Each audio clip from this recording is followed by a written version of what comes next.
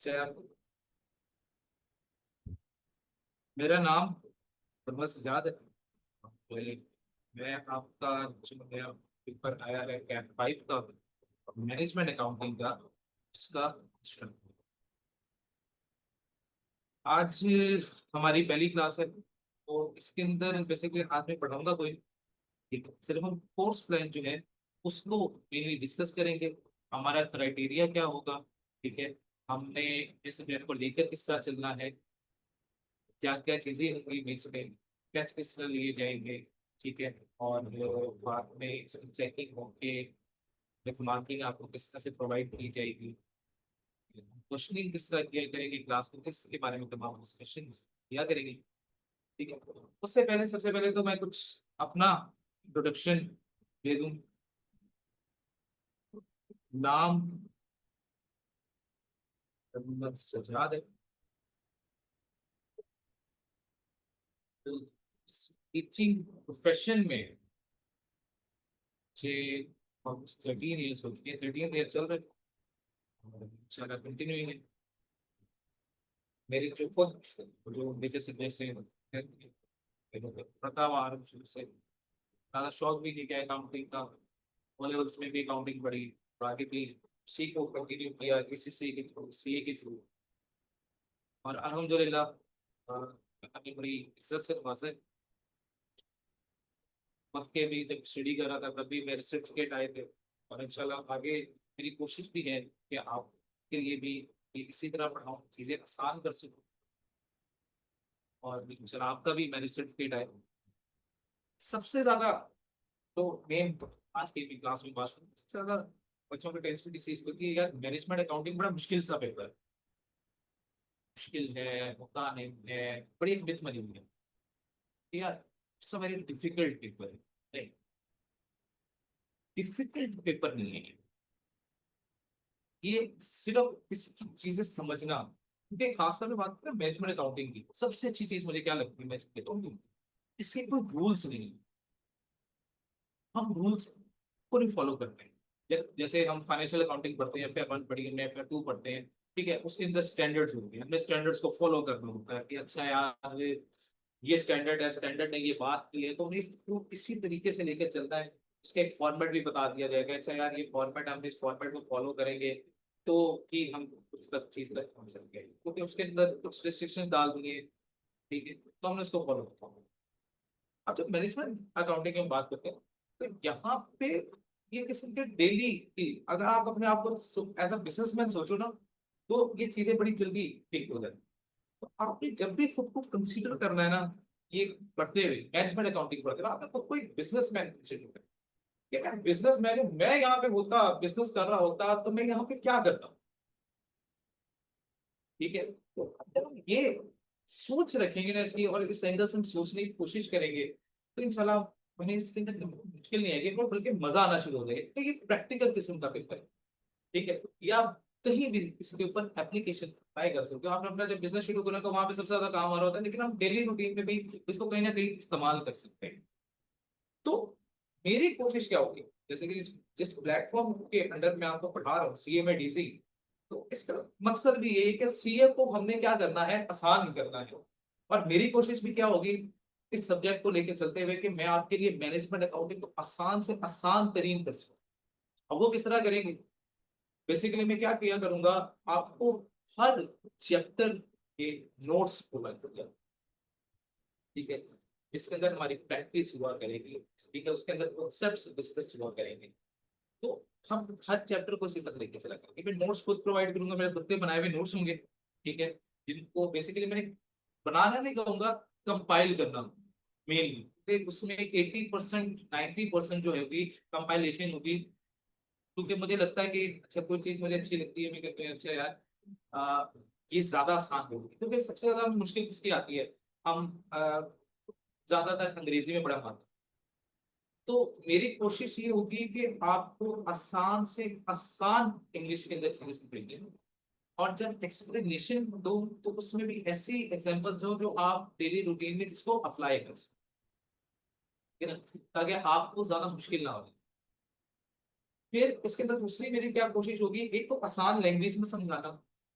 कोशिश करनी है कि आपके लेवल पे आके समझा सकूं कि यार अच्छा यार आपके साथ मैं कनेक्ट कर सकूं इससे। तो मेरा मकसद क्या होगा, आपके साथ कनेक्ट करना। हम कनेक्ट किस तरह होंगे, जब मैं एक ऐसी लैंग्वेज में बात करूं जो इजीली आपको समझ में आए।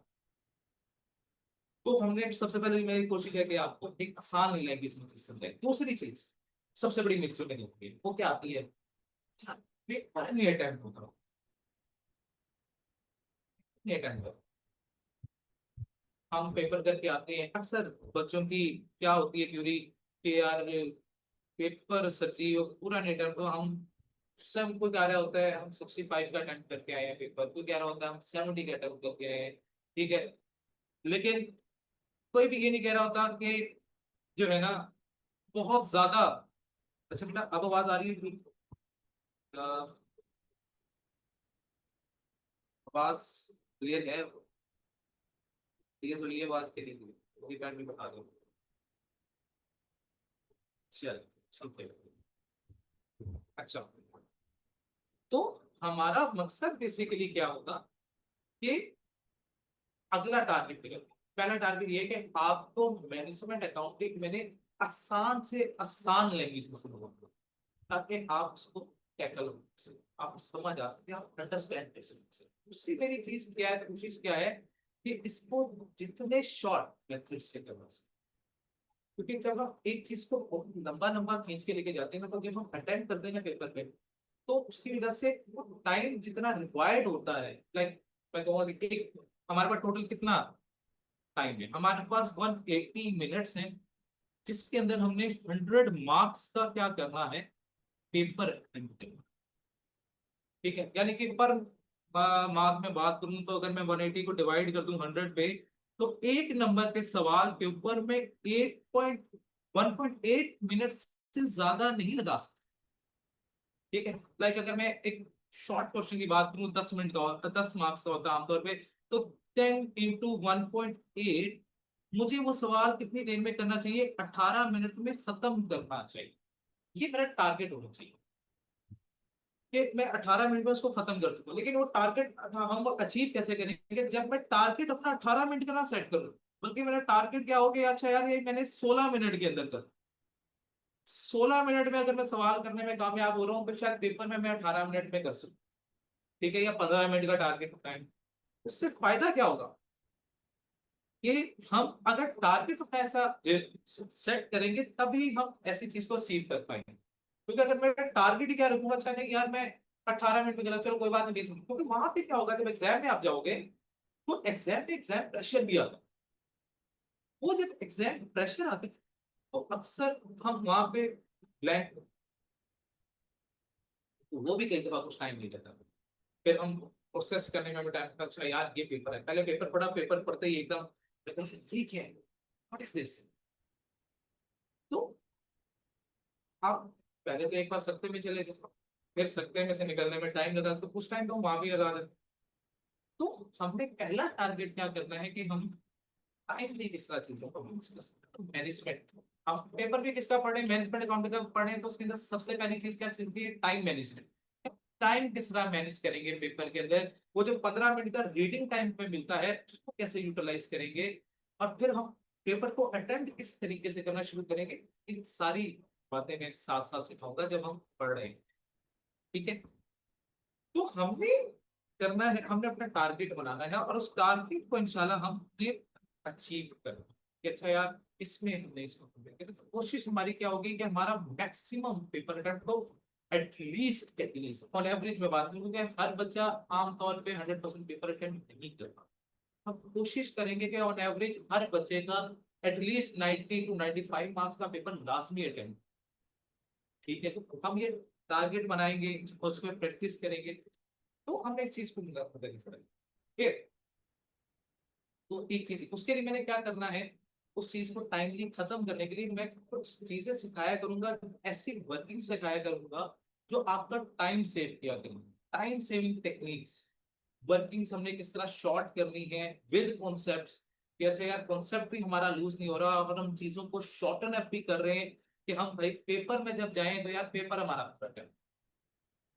तो अगली मैंने ये आपको पहली चीज कॉन्सेप्ट, बिल्डिंग कैसे करनी है, दूसरी चीज हमने चीजों को शॉर्ट कैसे करना है, कम से कम टाइम में हमने इसको किस तरह से attend, what are the short methods, वो उसकी तरफ लेके चलूंगा, ताकि आपकी वर्किंग्स भी कंप्लीट रहे और वो शॉर्ट में भी हो और आपको मार्क्स भी पूरे पेपर के अंदर मिल रहे, क्योंकि मैनेजमेंट अकाउंटिंग के पेपर में जो पेपर चेक करने वाला साफ था, इसने कहा भाई आपने जिस तरीके से मर्जी की, क्योंकि एक सवाल को करने के कई सारे मेथड, कई सारे तरीके हैं। जब हम मैथमेटिक्स पढ़ते थे, मुझे अच्छी तरह याद है, मतलब उसकी बात है, हमारे टीचर कहते थे एक सवाल को करने के 12 तरीके। अब हमें 12 के 12 तो नहीं आते, मुझे बहुत नहीं आते, मतलब मैं अगर एक सवाल अटेम्प्ट करने जाऊंगा तो 4 से 5 तरीकों से मैं भी करूंगा, लेकिन 12 तरीके शायद मुझे भी नहीं आते। लेकिन पूरे 4 से 5 है, उनमें हमने वो तरीका तलाश करना है जो सबसे एफिशिएंट मेथड है, जिससे हम कम से कम टाइम में मैक्सिमम यूटिलाइजेशन करेंगे अपने सवालों को अटेम्प्ट के लिए। और हमारी कोशिश क्या होगी कि हम उसको एक तो ये बात होगी, फिर एक तो हमने बात कर ली कि भाई हमने समझना स्टेप, फिर जब मैं चीजें एक्सप्लेन करूंगा, ठीक है, अगर आपको कोई चीज समझ नहीं आती, फॉर एग्जाम्पल हमने कॉन्सेप्ट पढ़ा, ठीक है, वो कॉन्सेप्ट में समझ नहीं आया, तो आपने अपना हैंड रेज करो, और वो कब रेज करना है, वो जब मैं बताया, मैंने आपको कहना हाँ जी भाई समझ आ गई है, किसी का कोई सवाल तो नहीं है, अगर किसी का उस टाइम कुछ सवाल होगा तो मेन चीज क्या, आपने कॉन्सेप्ट लेना है। तो कॉन्सेप्ट अगर आपको नहीं कोई क्लियर हुआ, आपने रिपीट करवाना है, मैं 10 बार रिपीट करने को तैयार, मुझे कोई मसला नहीं, लेकिन सबसे बड़ी चीज क्या है कि आपने सीखना है, आपने सीखने के लिए बोलना है, ठीक है। अगर आप बोलेंगे नहीं, मैं क्लास पढ़ाता चला जाऊंगा, तो ऑब्वियस सी बात है कि मैं ये एज्यूम कर रहा हूँ यहाँ पे बैठ के कि आपको चीज समझ आ, ठीक है। तो आपने क्वेश्चनिंग किया करिए, और क्वेश्चनिंग से डरना नहीं है कि यार अच्छा यार कई बच्चे होते हैं वो डर जाते हैं, कहते हैं यार मैं क्वेश्चन पूछूंगा तो पता नहीं क्या आप सबके माइंड में आएगा कि यार ये बिल्कुल ही नालायक बच्चा है, ऐसा कुछ नहीं। आपके अगर कोई चीज नहीं है, नहीं लिखी फाइन, कोई मसला नहीं है, उसको मैं दोबारा किसी और एंगल से एक्सप्लेन करेंगे, ठीक है। मेरा तरीका क्या होगा, मेरे लिहाज से मेरी नेशनल, ठीक है, आपने एक लिखी हम आपको उसको यूज करने के, लेकिन हमें अपना कॉन्सेप्ट क्लियर करना है, मेन चीज है कॉन्सेप्ट क्लियर। अगर हमारा कॉन्सेप्ट क्लियर रहेगा तो हमें कभी भी किसी भी सवाल के अंदर कभी कोई मुश्किल आने वाली है नहीं। तो हमारी कोशिश क्या होनी चाहिए कि हमारी कॉन्सेप्ट क्लियर है। तो अगर मेरे कॉन्सेप्ट क्लियर है तो मेरे सामने जिस मर्जी किस्म का सवाल आ जाए, मैं आसानी से अटेंड कर सकता हूँ, मुझे कभी कोई मुश्किल आएगी। तो एक तो हमने चीज की क्या की, ये हमने शॉर्ट मेथड इस्तेमाल करने हैं, कॉन्सेप्चुअली चीजों को अंडरस्टैंड करने, कॉन्सेप्ट्स गेन करने हैं, ठीक है। फॉर एग्जांपल हमने उस टाइम एक बात सुन ली, हम एक मैं चीज समझा रहा हूँ, आपने सुनी, आपने कहा हाँ ठीक है अभी के लिए होगा, फिर आपने घर जाके उसको रिवाइज किया, ठीक है, या बैठ के बाद में रिवाइज कर लिया, आपको वो चीज क्लिक नहीं की, आपने कहा यार ये टॉपिक तो गुजर गया, अब मैं कैसे सवाल पूछूं, तो कोई मसला नहीं, उसके भी तरीके हैं।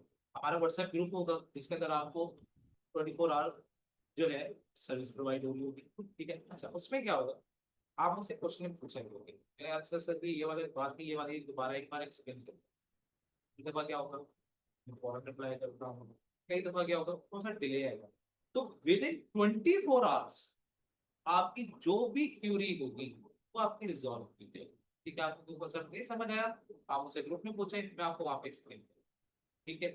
तो लेकिन ये आपने सवाल पूछने, आप उस चीज से हेसिटेट नहीं करें।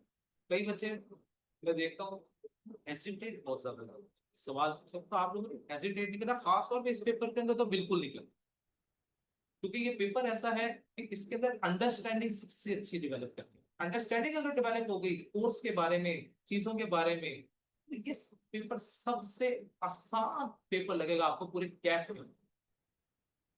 तो चीजों को साथ साथ समझना, ठीक है।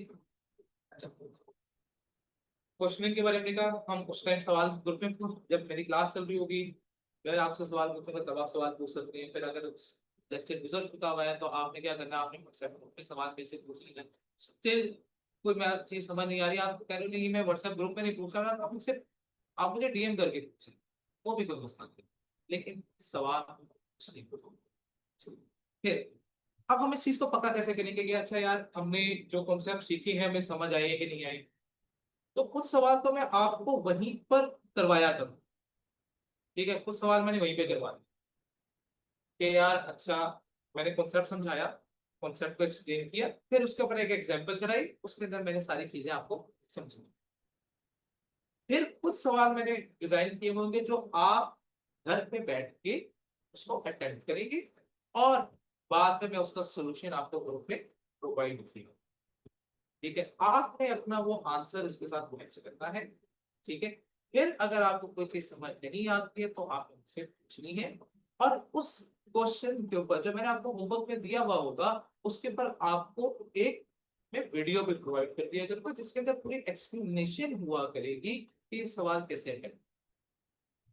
ठीक है, ताकि हमें किसी किस्म की कोई मुश्किल ना आ रही हो सवाल को समझने में या करने में। आप करें, एक दिन लें, दो दिन लें, उसके बाद उस चीज को क्या करें, चेक करें, अपने आंसर्स के साथ मैच करें जो आपको प्रोवाइड किए जाएंगे, फिर कोई क्यूरी रह गई होगी फिर आप उनसे, तो हमने कॉन्सेप्ट को इस तरह से लेके चले।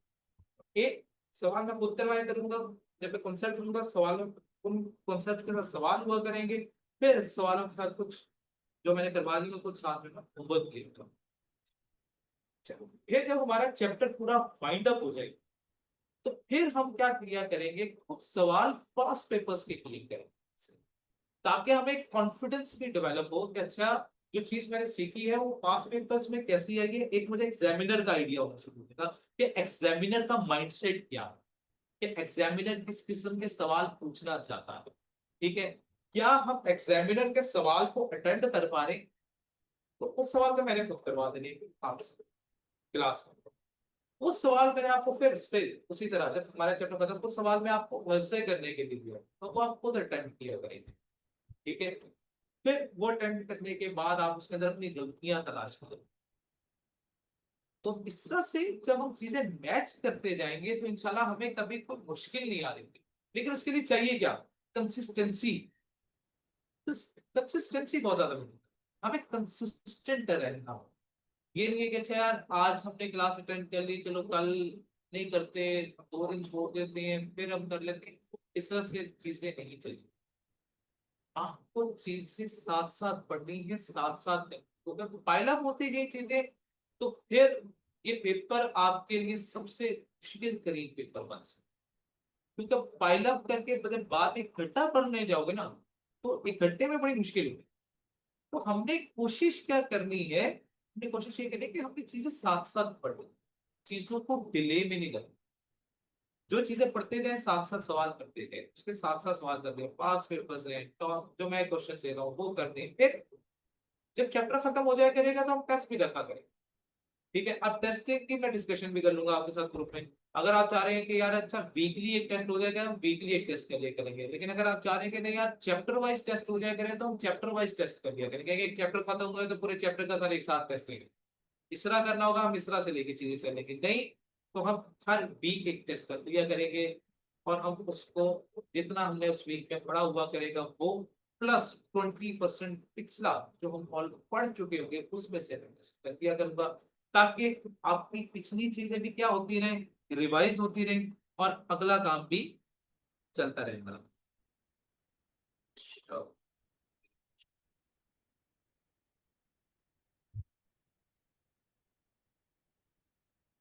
ठीक है, ठीक है, जिस तरह भी हमें बेहतर लगेगा, वीकली टेस्ट होंगे तो इंशाल्लाह वीकली टेस्ट कर लिया करेंगे। ठीक है, तो हम साथ साथ जितना हमने पढ़ा होगा वो साथ साथ साथ साथ साथ साथ टेस्ट होता रहेगा। ठीक है, तो हमने ये कोशिश करनी है कि हमने चीजें साथ साथ लेके चलिए क्योंकि कंसिस्टेंसी इसके अंदर सबसे ज्यादा मदद करेगी। तो टेस्टिंग सिस्टम हमारा होगा, उसके फिर आपकी चेकिंग होके आपको मार्क्स बता दिए जाएगा, आपकी गलतियां बताया करेंगे कि भाई यहाँ पे आपने गलती करी है, फिर उसके अंदर आपको मार्किंग टीम के साथ आपको वो चीज प्रोवाइड भी की जाएगी, अच्छा यार ये सोल्यूशन किस तरह से है, किस स्टेप के कितने मार्क्स हैं, ताकि आपको आइडिया हो जाए कि अच्छा यार ये सवाल अगर मैं इतना छोड़ूंगा तो इतने मेरे मार्क्स कट सकते हैं। तो हमें ये भी पता होना चाहिए कि हम अगर गलतियां करेंगे तो क्या, फिर इन गलतियों से एक चीज एक चीज अपने ध्यान में रखनी है, हम परफेक्ट बिल्कुल भी नहीं, परफेक्ट पर्सन कि अच्छा यार मैं हर कॉन्सेप्ट में बिल्कुल अव्वल हो सकता हूँ, कोई कॉन्सेप्ट तो ऐसा हो ही नहीं सकता जो मैं गलती करूँ ही ना। हम इंसान है भाई, गलती करते हैं, हर इंसान को। तो हमारा माइंडसेट क्या होना चाहिए, सबसे बड़ी चीज है माइंडसेट की, सबसे बड़ी बात है, सबसे ज्यादा माइंडसेट स्टूडेंट का मैटर करता है। अच्छा, हम चीजों को देखने का नजरिया, हम पता है चीजों को किस तरह देखते होते हैं, हमारा टारगेट क्या है। अब आप पेपर पढ़ने आए हो ना, आपका पहला पेपर का टारगेट क्या है, सवाल पूछूंगा, अब आपने मुझे बताना है आपका पहला टारगेट क्या है, 50 मार्क्स लेना है या कुछ और है। आपके जहन में पहली चीज क्या आती है जब हम पेपर की बात करते हैं कि पेपर में जाऊंगा तो पहला टारगेट क्या आता है कि मैं 50 मार्क्स लेने जा रहा हूँ। और ये खुद से पूछना है एक बार, क्या मेरी यही मैं चाहता हूँ कि मैंने 50 मार्क्स लेने। अगर तो आप ये सोच रहे हो कि मैं 50 मार्क्स के लिए जा रहा हूँ, तो आपका टारगेट ही गलत, you are on a wrong target, गलत टारगेट। आपने अपना टारगेट ही गलत, क्योंकि आप टारगेट क्या बना कर, हैरानी होगी ये बात सुन के थोड़ी सी, लेकिन गलत ट्रैक कि आपने पहली चीज टारगेट ही अपना क्या बनाया, मैंने 50 मार्क्स लेने किसी का। तो हम अक्सर जितने भी टारगेट बनाते हैं, एक रियलिस्टिक होकर मैं बात करूं, क्या वो टारगेट कभी अचीव हुई, 90% अचीव नहीं हुए। टारगेट बनाते हैं, टारगेट से कुछ ना कुछ पीछे रह गए। अब आपने टारगेट क्या बनाया यार, मैंने 50 मार्क्स लेने, आप टारगेट ही वो लेके चल रहे हो, आपका माइंडसेट ही वही चल रहा है। आप जब वो उस माइंडसेट से जाओगे, that is a negative mindset, आप डर के जा रहे हो पेपर के, उसमें कामयाबी के चांसेस बड़े कम। आपने सबसे पहले अपना माइंडसेट पॉजिटिव बनाना। वो पॉजिटिव माइंडसेट है क्या, सोचना क्या है, स्टार्ट से मैं पेपर में 50 मार्क्स की गलतियां कर सकता हूं, मेरे पास 50 मार्क्स की गलतियां करने की गुंजाइश है, 50 मार्क्स की गलतियां। अगर आप ये सोच के जा रहे हो कि मैं 50 मार्क्स की गलतियां कर सकता हूं, पॉजिटिव माइंड, आप फ्रंट फुट पे आके खेलना चाह रहे हो। आपका नेगेटिव माइंडसेट क्या है, यार मैं 50 मार्क्स लेने वाले, आप उसके लिए तगोदो कर रहे हो सर, सर उसके लिए लड़ रहे हो कि यार 50 मार्क्स 50 मार्क्स, वो फिर अचीव कैसे हो। आपने अपना टारगेट ही बहुत छोटा रखा, तो अपने टारगेट अपना विजन सही रखो। हमने ये माइंडसेट किसी भी पेपर है, बात अपने पेपर की बात नहीं कर रहा हूँ कि मैनेजमेंट अकाउंटिंग की, कोई भी पेपर अटेंड करने जा रहे हो, आप ये सोच के माइंडसेट बना के जाओ, यार अगर मैं वहां पे पेपर करने जाऊंगा मैं 50 मार्क्स की गलतियां कर सकता हूँ वहां पे बैठ के, इतना बड़ा मार्क्स दिया हुआ है क्या आपने मुझे, अच्छा यार मैं 50 मार्क्स की गलतियां करूंगा तब भी पास हूँ। तो ये सारी बात माइंडसेट की है कि आप किस माइंडसेट के साथ एंटर होते हो एग्जाम के अंदर। और ये आपका माइंडसेट कब बनता है, स्टार्ट से। आपने मैनेजमेंट अकाउंटिंग का पेपर पढ़ना शुरू किया, आपने स्टार्ट से ही माइंडसेट बनाना है कि यार मैं 50 मार्क्स लेने जा रहा हूं, या मैं 50 मार्क्स की गलतियां कर सकता हूं। तो अपना माइंडसेट स्टार्ट से ये रखना है कि मैं 50 मार्क्स की गलतियां कर सकता हूं, इतनी गुंजाइश मेरे पास मौजूद है, तब भी मैं पास होता हूँ। जब इस माइंडसेट के साथ एंटर होंगे ना और इस पेपर की तैयारी करना शुरू करेंगे या किसी भी पेपर की तैयारी करना शुरू, आप कभी कोई मुश्किल नहीं है। तो अपना सबसे पहले अपना माइंडसेट चेंज करें, मैक्सिमम बच्चों का ये माइंडसेट नहीं है। फर्स्टली चेंज योर माइंडसेट, इस माइंडसेट के साथ चले, इंशाल्लाह आपको कभी किसी पेपर में नाकामयाब,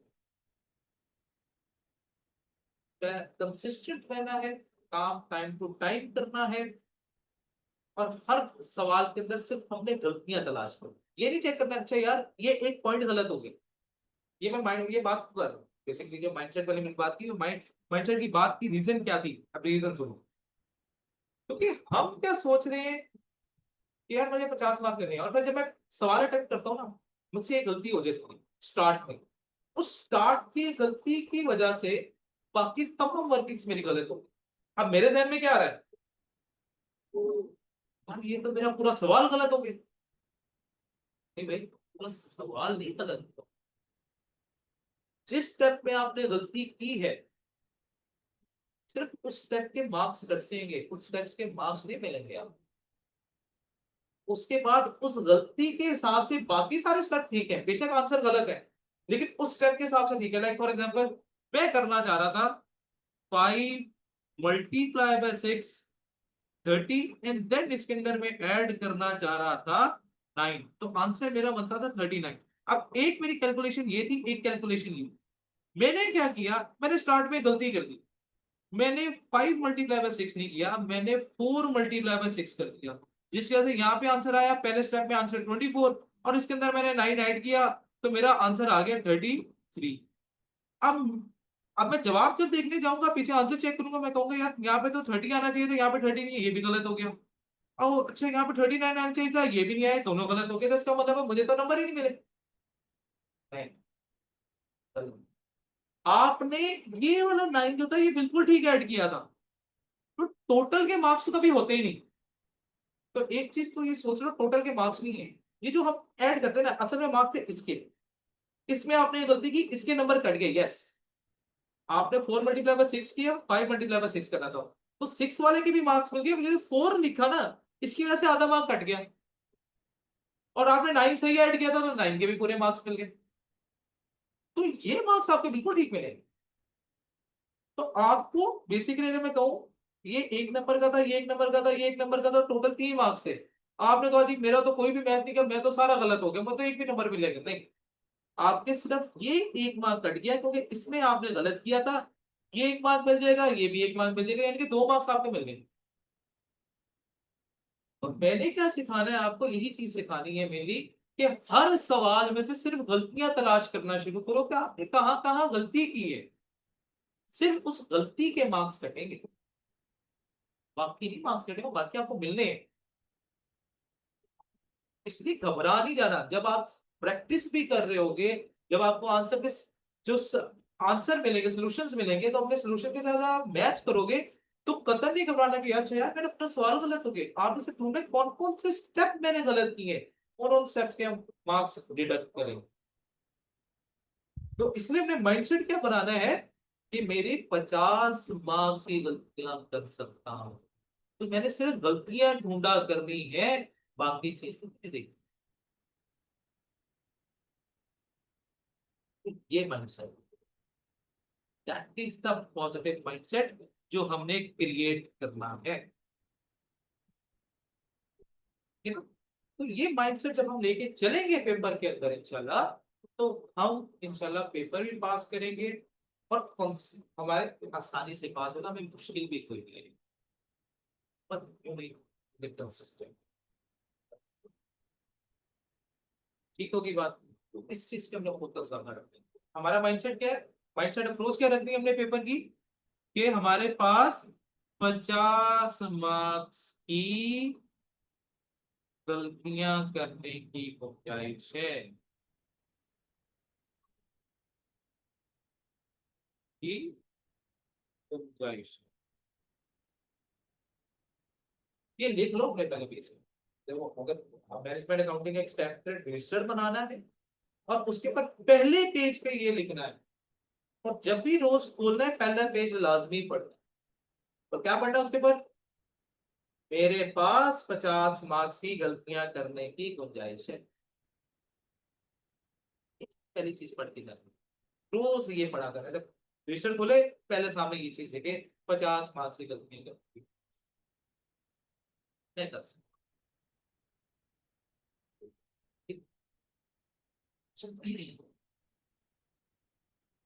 जब हम ये माइंडसेट लेके चलेंगे, चला हमें कभी कोई मुश्किल नहीं आएगी।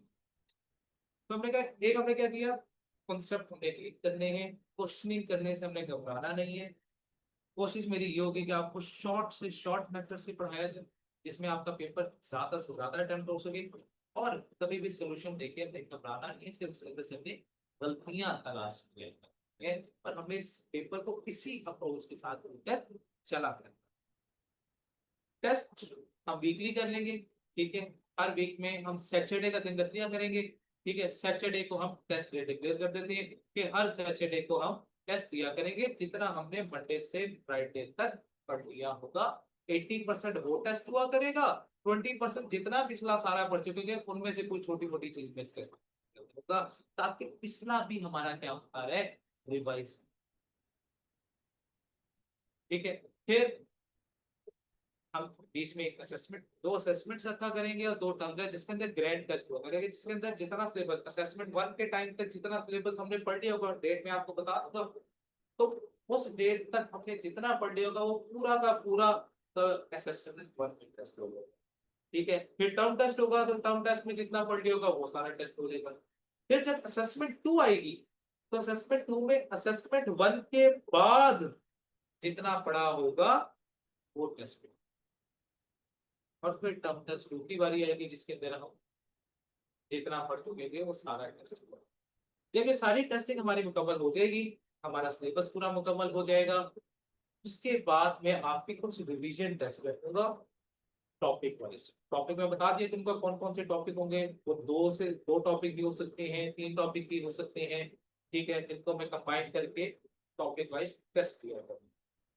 ठीक है, वो जब टेस्ट होगा, टॉपिक वाइज पहले टेस्ट होंगे, फिर 2 हाफ बुक टेस्ट होंगे और फिर एक फुल बुक मॉक, ताकि जब ये हम सब कुछ कर लें तो हम बिल्कुल परफेक्ट हो चुके हों इसके अंदर और हमें कोई मुश्किल ना आए, है ना। तो हमने अपने आप को इस चीज के लिए रेडी करना है बेसिकली।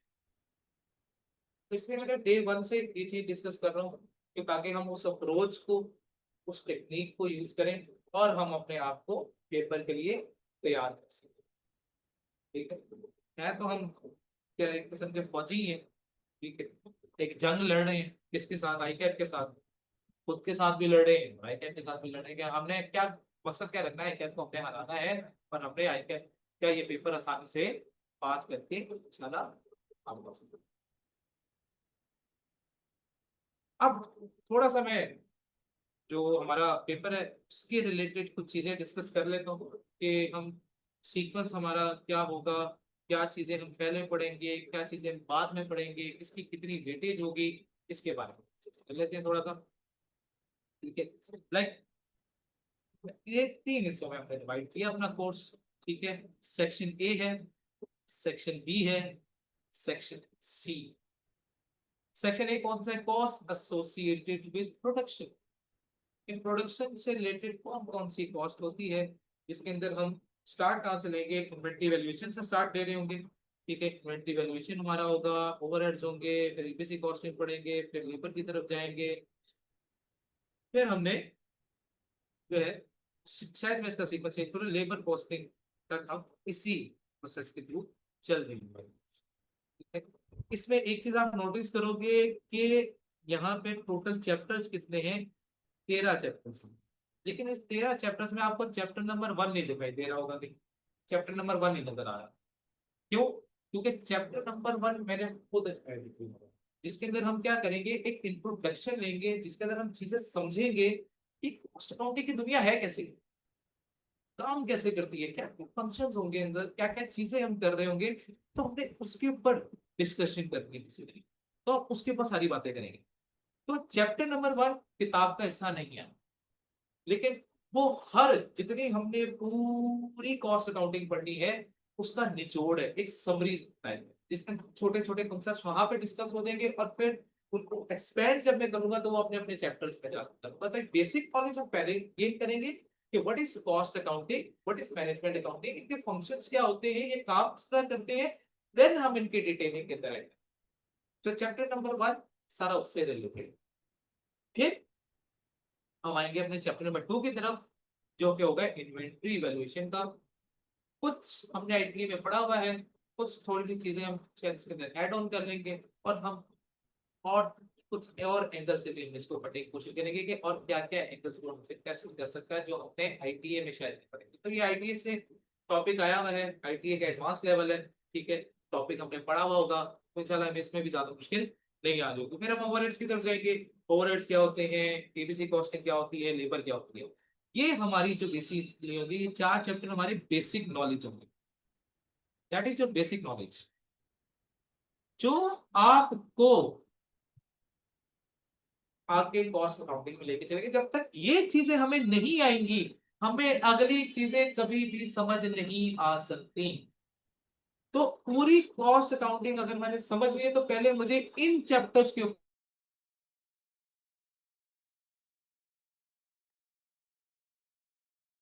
ठीक है, अगर ये मेरे ग्रिप में आ गए एकदम, देन मेरे लिए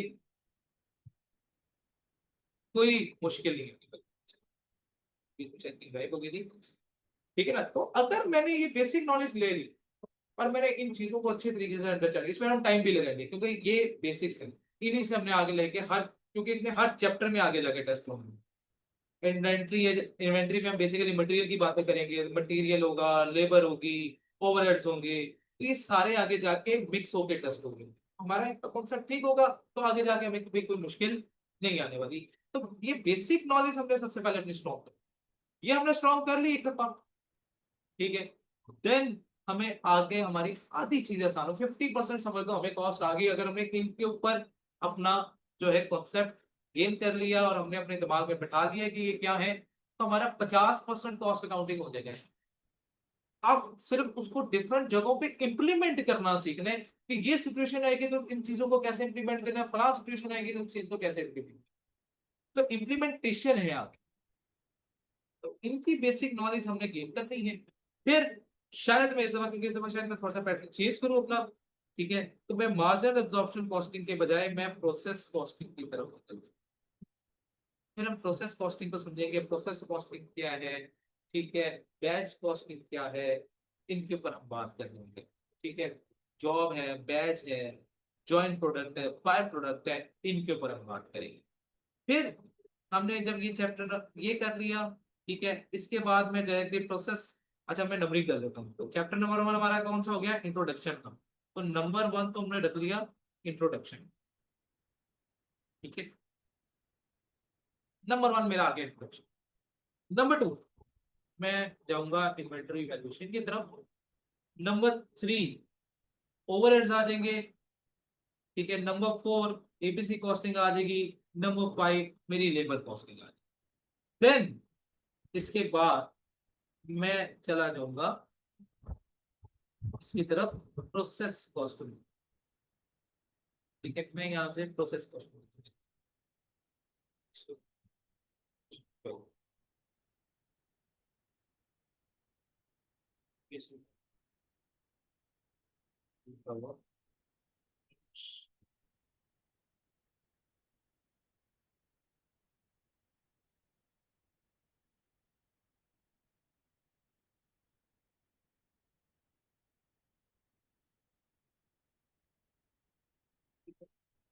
अब ये क्या आ गया मेरे पास, ये मैंने कहा हम पहले ये सीक्वेंस पे जाएंगे, ठीक है, इसके बाद हम आएंगे अपने प्रोसेस कॉस्टिंग की तरफ, ठीक है। ये हमने प्रोसेस कॉस्टिंग पढ़ना है, फिर जॉइंट एंड बाय प्रोडक्ट पढ़नी है हमने, ठीक है। इसके बाद हम जाएंगे जॉब एंड सर्विस कॉस्टिंग की तरफ, ठीक है। इसके बाद हमें जाना है टारगेट कॉस्टिंग पे, नंबर 8 पे हमारा टारगेट कॉस्टिंग होगा।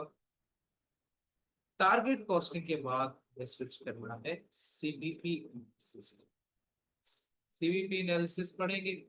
सीवीपी एनालिसिस के बाद हमारा जो नेक्स्ट टारगेट होगा वो होगा हमारा relevant costing and CVP, and then इसके बाद हम इन्वेंट्री का चैप्टर पढ़ेंगे। और इन्वेंट्री के बाद जब हम आएंगे, ठीक है, तो फिर हम आएंगे standard costing and variance analysis के ऊपर, एंड देन लास्ट पे cost flow in production and जो, हाँ फिर हम कॉस्ट फ्लो प्रोडक्शन,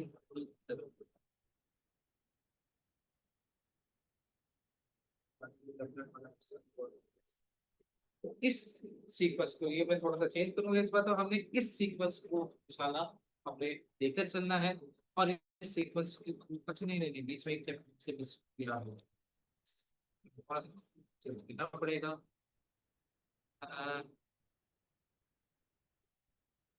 ठीक है, हम बीच में मार्जिन है ऑप्शन पहुंचने के मैं कहीं एडजस्ट करूंगा, नहीं नहीं लिखा, उसको मैं बीच में कहीं एडजस्ट करूंगा। तो मेनली मेरा जो स्ट्रक्चर होगा वो हम इस स्ट्रक्चर को फॉलो करते हुए इंशाल्लाह आगे चलेंगे। और यहाँ से हम कॉन्सेप्ट बिल्ड करते करते इंशाल्लाह पूरी मैनेजमेंट को खत्म करेंगे। ठीक होगी ये बात? यहाँ ये वाली बातें क्लियर होंगी?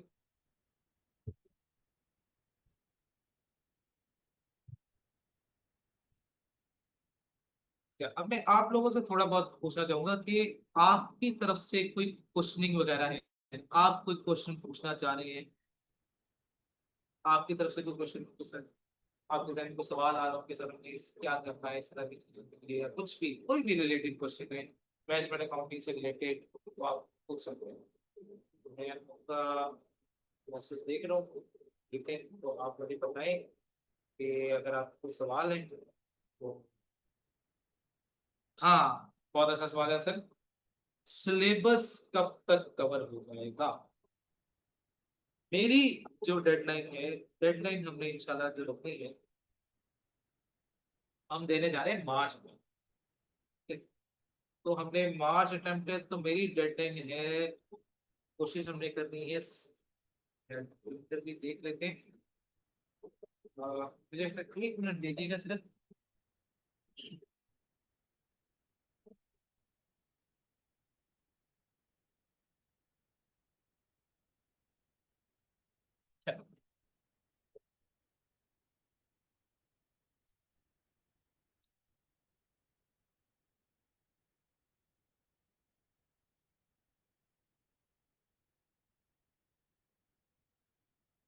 अगर चलो ठीक है, 1 मिनट मुझे दीजिएगा।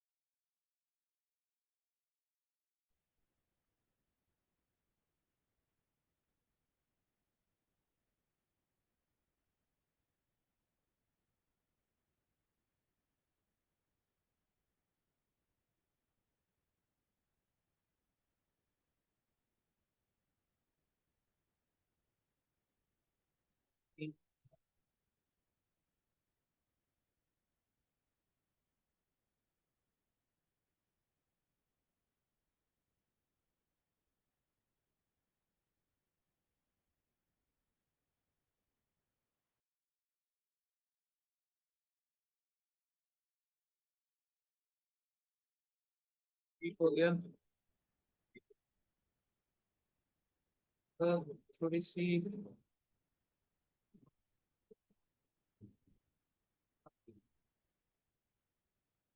अच्छा, डेडलाइन, अब हमने कहा जी हमने जो जाना है बेसिकली, कहा जी हमने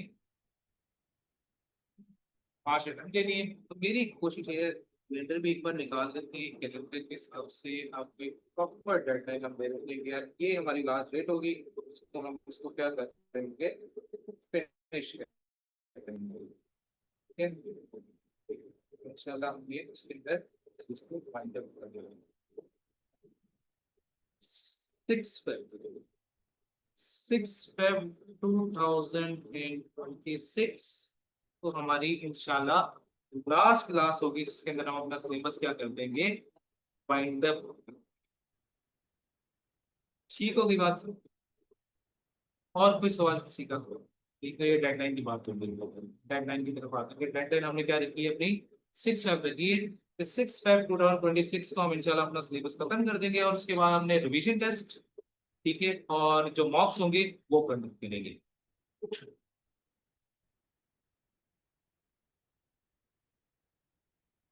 और कोई सवाल भाई? Anyone, any question? कोई सवाल पूछने हैं, कुछ आपके जहन में आ रहा है, आप इजीली पूछें, कोई मसला नहीं।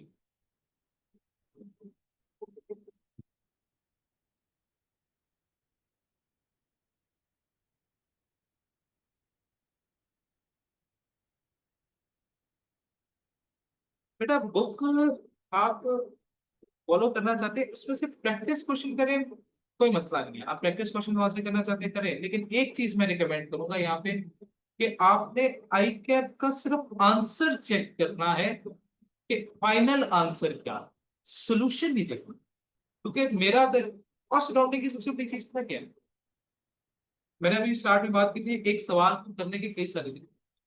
मैं एक तरीके से करवा रहा हूँ, आई कैप का सोल्यूशन शायद और तरीके से कहूँ, तो हमने सोल्यूशन नहीं देखना उसका, हमने सिर्फ सवाल अटेम्प्ट, सवाल जोन से अटेम्प्ट करने करें, लेकिन एट एंड हमने सिर्फ आंसर्स मैच करने हैं। अगर हमारे आंसर मैच हो रहे हैं दैट इज इनफ, अगर हमारे आंसर मैच नहीं हो रहे, ठीक है, अगर कोई मिस्टेक आ रही है, तो फिर आपने मुझसे आके डिस्कस करने के सर यहाँ पे क्या मसला है किसी, तो आप सोल्यूशन देखोगे ना तो आप कहोगे हाय अल्लाह जी ये क्या चीज है, ये तो कुछ और ही लिखा हुआ है, ये किस तरीके से हुआ, तो मैं वो सोल्यूशन ना जिन देखना शुरू हो गई, ये कुछ जिन्नात है, पता नहीं क्या है, कि ये कोई ऐसी कोई भूतनुमा चीज तुम्हें दिखेगी कि तुम डर जाओगे उसको देख, तो सोल्यूशन से नहीं देख, इस पहली बात ध्यान में बना लो, सीएमए के अंदर सोल्यूशन ना देखना। फाइनेंशियल अकाउंटिंग होती है ना तो उसका सोल्यूशन देख लेते हैं, खैर है ठीक है, क्योंकि तो पेट फॉर्मेट है, हमने एक फॉर्मेट है उसको फॉलो करना। कॉस्ट अकाउंटिंग के अंदर कोई फॉर्मेट ही नहीं, देयर नो फॉर्मेट, आप जिस मर्जी तरीके से करना चाहो कर सकते, तो इसलिए उधर का सोल्यूशन मैं आपको रिकमेंड नहीं करूंगा। सवाल आपने जो अटेम्प्ट करने हैं दुनिया के जिस भी किताब से, जिस भी टीचर की किताब से करने हैं आप कर सकते हैं, मना नहीं है, लेकिन सिर्फ आपने उसके अंदर देखना क्या सोल्यूशन नहीं देखना, आपने सिर्फ आंसर्स मैच करने की कोशिश करनी है। अगर आपका आंसर मैच नहीं होता, कोई मसला आ रहा है, तो पहले देख लें एक बार, नहीं तो मुझसे आके डिस्कस कर लें कि सर ये क्या गलती मैंने की, ठीक है, तो फिर मैं गलतियां उसमें से आइडेंटिफाई करके। और कोई सवाल, कोई भी सवाल आ रहा है सेकंड में आप मिला जुला पूछिए, कोई भी सवाल है।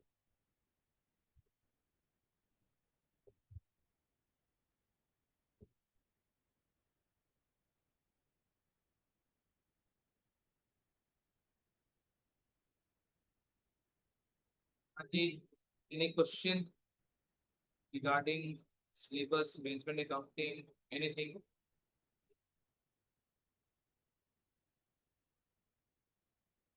उस्मान भाई ने भी ज्वाइन किया है। सर क्लास का टाइम 6:45 से कर दें आफ्टर। अच्छा हाँ बच्चे, इसके अंदर ये है कि ये सर ये वीक है, ठीक है, इस वीक में थोड़ा सा जो है ये क्लैश आया है सीआर का, इंशाल्लाह नेक्स्ट वीक से ये आपका प्रॉब्लम नहीं आएगा, ठीक है, ये सर इस वीक का प्रॉब्लम है, इस वीक में हम इसको एडजस्ट कर लेते हैं, ठीक है, बिल्कुल मुझे समझ आ गई बेटा। ये हम कोशिश करेंगे कि ये क्लैश हमारा ना हो, ठीक है, तो इस वीक में जो है वो हम कर लेते हैं। हाँ रिकॉर्डिंग आपको मिल जाएगी, ठीक है, जितनी भी मेरी क्लासेस हैं, ठीक है, वो हर एक की रिकॉर्डिंग होगी, वो रिकॉर्डिंग आपके लिए अवेलेबल, ठीक है, क्योंकि अभी मेरा कुछ टाइमिंग स्केड्यूल का कुछ आ रहा है मसला, तो इंशाल्लाह नेक्स्ट वीक से टाइमिंग हम एडजस्ट कर लेंगे, ठीक है, तो जो एफआर का है और जो मेरी क्लास का है वो क्लैश खत्म हो, सिर्फ इस वीक जो है रिकॉर्डिंग को गुजारा करना पड़ेगा माजर के साथ, ठीक है, इंशाल्लाह नेक्स्ट वीक से एनीथिंग एल्स आप भी कहते हैं। नहीं तो बेटा ये हमें एक चीज ऑलरेडी पता है, ये मैनेजमेंट के साथ मेरी डिस्कशन भी हो चुकी है इस चीज के ऊपर, तो जस्ट ये वीक है, तो हम इस वीक में हम सिर्फ इस चीज को मैनेज करेंगे, और नेक्स्ट वीक से इंशाल्लाह हमारा कोई क्लैश नहीं, ठीक है।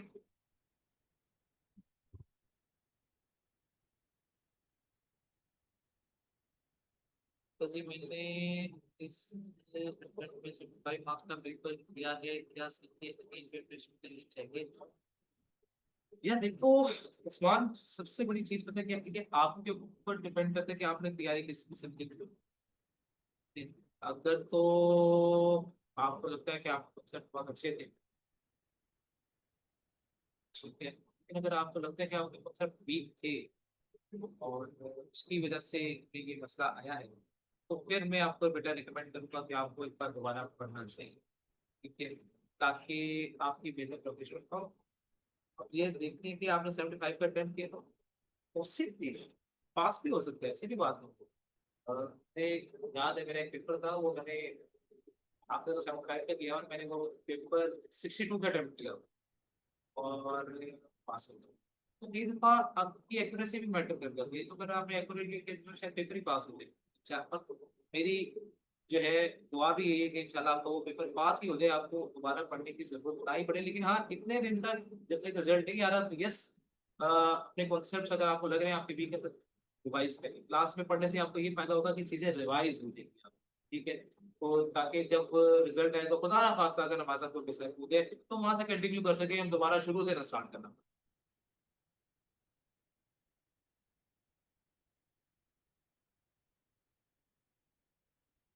और कोई सवाल?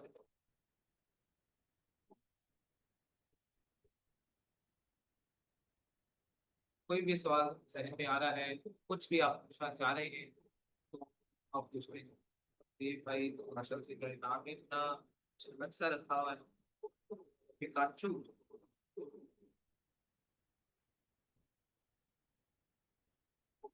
काचू भाई, आपने वीडियो ज्वाइन किया तो अगर आपके जहन में सेम सिलेक्ट होगा, आपने कुछ डिस्कशन वगैरह की है, ठीक है, कि क्या इस से लेके चल रहे हैं, क्या टेस्टिंग क्राइटेरिया ये उसका डिस्कस कर चुके हैं। मेनली हमें गाइडलाइन बनाई है अपनी शेप पैक की। एक शेप पैक होगा सिर्फ इसमें फिटनेस लेवल खत्म करता है, और उसके बाद हमने डिवीजन टेस्ट और नोट्स लिखे हैं और कुछ रिवाइज कर लिए हैं। तो आपने कोई सवाल वगैरह पूछने हैं, एनीथिंग आपके सहन में हो, तो आप सवाल पूछ सकते हो, और किसी भी पूछते हैं, तो सवाल पूछ सकता है जी। तो सिलेबस में चेंज आया नहीं? नहीं यार, सिलेबस में चेंज, ठीक है, चैप्टर्स वही है, चीजें वही है। बस अब फर्क क्या है, तो टेस्टिंग क्राइटेरिया में difference आ गया। कि पहले ग्रुप ए का पेपर था, तो रिलेटिवली वो आसान था। अब ग्रुप बी का बना है, तो थोड़ा रिलेटिवली आपको थोड़ा सा ज्यादा तक करेगा बनिस्बत ग्रुप ए के। तो चैप्टर्स वही है, बस उसका सीक्वेंस चेंज किए, चीजें वही की वही है। इंशाल्लाह चीजें वही रहेंगी, ज्यादा चेंज नहीं।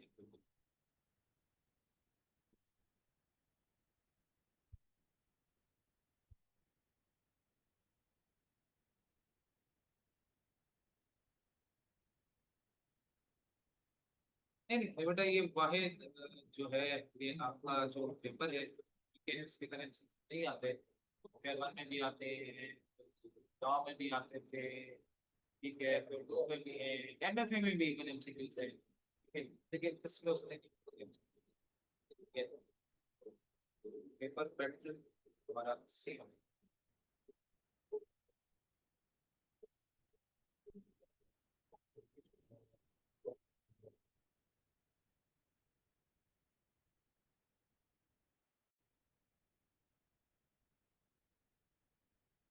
जी,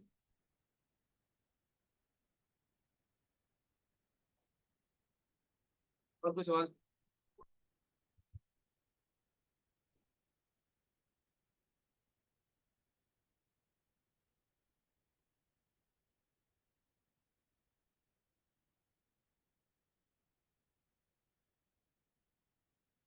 नहीं मान नहीं कुछ।